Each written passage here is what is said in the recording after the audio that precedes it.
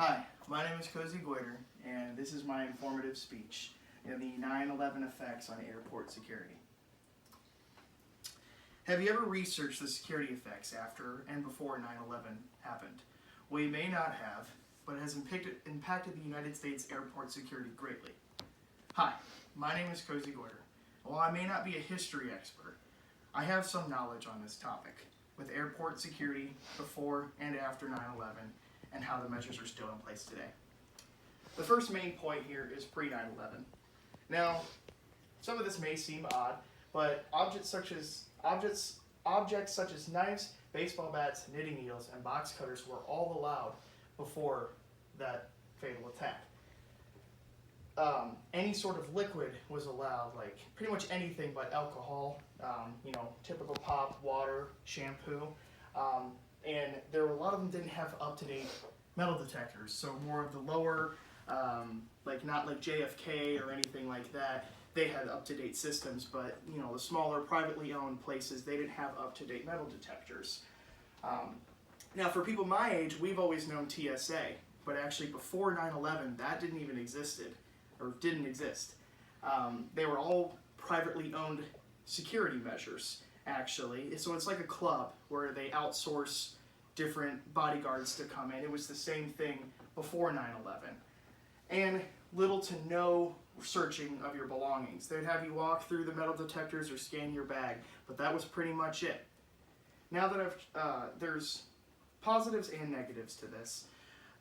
Most people didn't really care either way because they didn't know anything before 9/11. So honestly, it was kind of hard to determine a positive and negative through the research with this. The only thing I really found was that there was just long lines with everything. Now that I've talked to you about pre-9/11 airport security, let me tell you what happened right after. So right after 9/11, TSA was created. It took about 2 months and the government stepped in. People 18 years or older had to give a form of identification, whether it be your passport, your license, anything like that. Why this wasn't in before, I'm not really sure, but it was soon after. Security was massively increased with more up-to-date metal detectors, people taking things a lot seriously, and obviously from the previous slide, banning of knives and other sharp objects.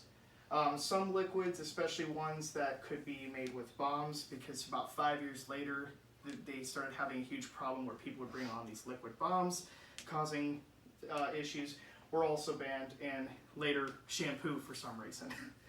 Now that I've with these positives and negatives here, what I researched is that negatively, people thought it was kind of being against their rights, essentially, with the government stepping in. A lot of people didn't like that. I guess I can kind of compare it to the mask thing with modern day. People don't like that for the same reason. Positively, people thought it was really nice that, and the smart thing to take more, obviously, advanced procedures to make sure nothing like this ever happened again. Now that I've shown you what happened right after 9/11, allow me to show you what's still in effect today.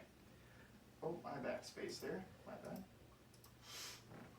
So obviously TSA is still in effect, and obviously in the last 20 years, and like I said before, us young people are the only ones, we've really only known that.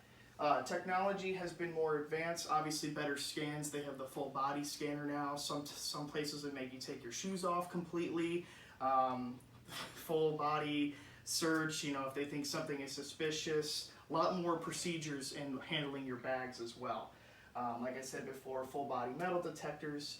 And now pilots are armed. They actually have handguns if anything like this were to happen again.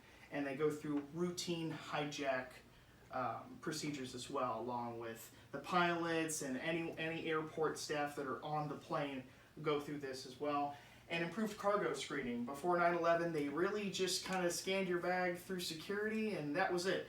Now when they put it on the plane, they actually give more of a thorough search by sending it through a couple other security systems like that. And now that I've talked about that, I'll talk about the positives and negatives of this. Obviously, some people still don't like the idea of being thoroughly searched like that. They think it's suspicious. Some people sometimes play the race card or something like that. And you know, it is what it is. That's just how people and things are nowadays.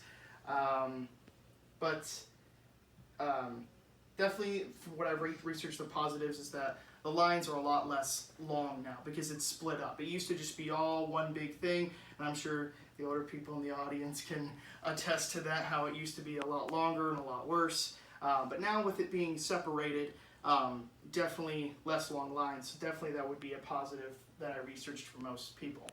Now that I have shown you about all three instances of this event, let me conclude. So this event, the effects of this event are shown here, and they are a staple of how we protect our country, with airport security before and after 9/11, and how the measures are still in place today. So next time you go through airport security and think of how much of a drag it is to be searched, just think how it used to be. Thank you.